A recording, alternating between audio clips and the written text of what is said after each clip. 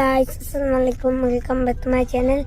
আজকে আমরা টিএসিতে যাচ্ছি বন্যা কবলিত মানুষদেরকে সাহায্য করার জন্য।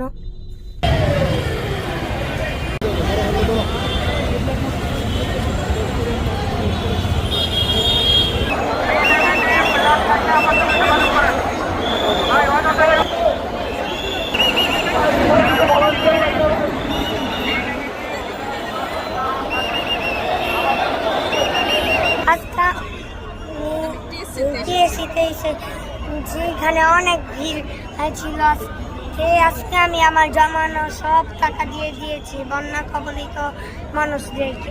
বন্ধুরা, তোমরা এগিয়ে এসো বন্যা কবলিত মানুষদেরকে টাকা দেওয়ার জন্য।